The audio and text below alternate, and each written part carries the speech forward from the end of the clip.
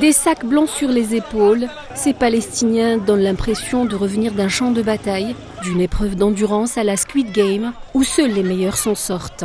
Si Squid Game n'est qu'une fiction, à Gaza en revanche, les épreuves de survie se vivent réellement au quotidien pour décrocher le fameux Graal, un malheureux sac de produits alimentaires de base pour ne pas mourir de faim.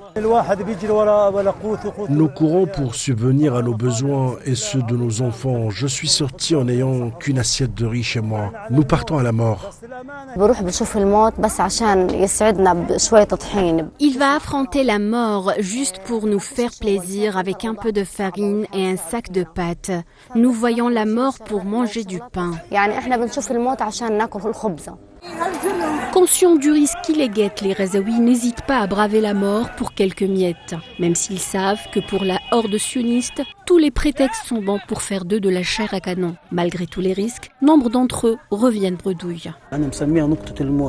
Je l'appelle le point de la mort. Le char et la grue mitrailleuse sont devant nous et le quadricoptère est au-dessus de nous. Et il y a au sol des snipers. Quiconque bouge est abattu. Et au moment où le char recule, nous courons sur une distance de 600 mètres pour apporter de l'aide. Il y a des gens qui partent et ne reviennent pas. Il y a des blessés au sol que vous ne pouvez pas sauver.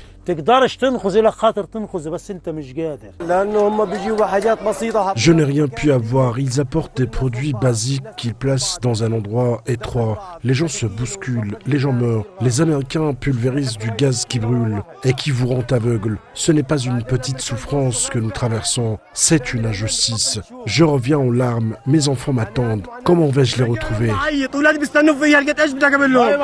La faim comme arme de guerre, cette pratique prend tout son sens à Gaza. Ces images nous font mesurer l'ampleur du désastre ici-joue. À Gaza, un sac de farine ou de pâtes vaut tous les trésors du monde.